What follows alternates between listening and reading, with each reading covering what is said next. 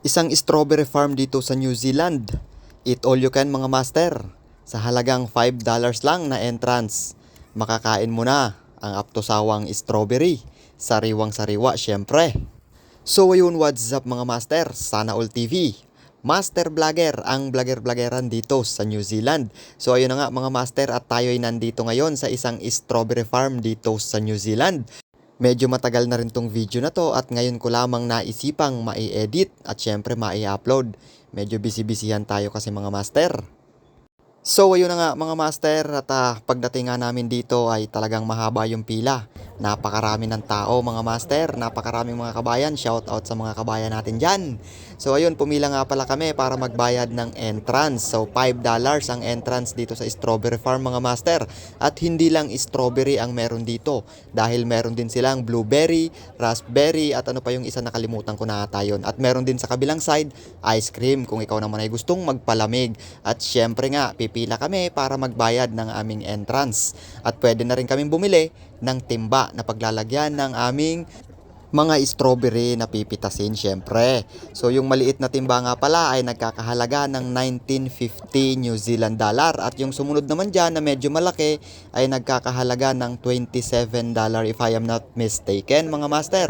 At syempre maliit lang ang kinuha namin dahil hindi naman namin mauubos yung ganun kalaking timba. So ayun, pagkatapos nga namin magbayad ay syempre pipila na kami doon sa sakayan ng bus, dahil sasakay pa kami ng bus papunta doon sa plantasyon ng mga strawberries mga master.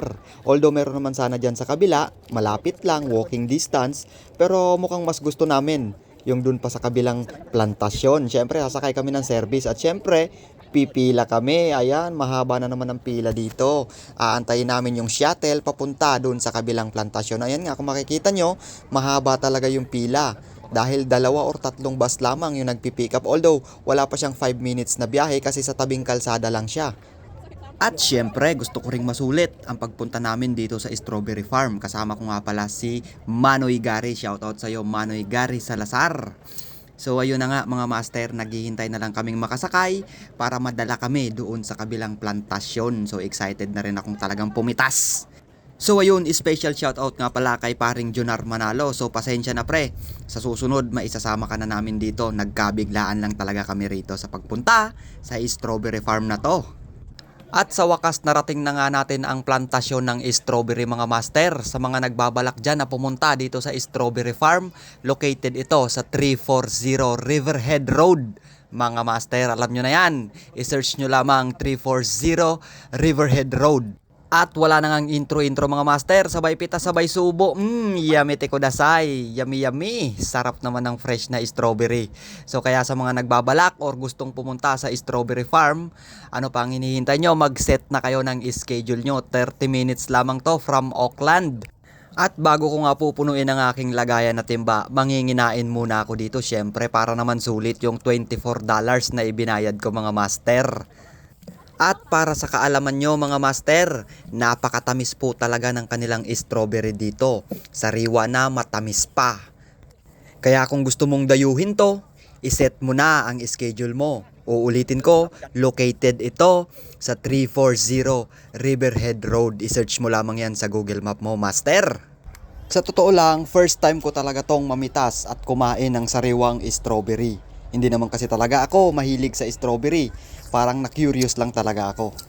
At syempre, isa na rin ito sa paraan ko para makapagpahinga sa 5 araw na bugbugang trabaho. Treat ko rin to sa sarili ko. Napakasarap sa pakiramdam, napakasaya at napakaganda ng lugar. Napakarami mong makakasalamuha, napakaraming mga kababayan, iba't ibang lahi ang nandito. Lokal man o mga dayuhan, napakasarap na makasama sila sa pamimitas ng sariwang strawberry. Tawanan, hagik-hikan, mga batang tuwang-tuwa. How I wish na kasama ko rin dito ang pamilya ko. Lalong-lalo na ang mag-ina ko. Siguro napakasaya din nila kung nandito sila. Balang araw, madadala ko rin sila dito. So ayun, maraming salamat sa panonood mga master. Sana All TV, ang vlogger-vloggeran dito sa New Zealand. Laging proud Pinoy at pusong Pinoy.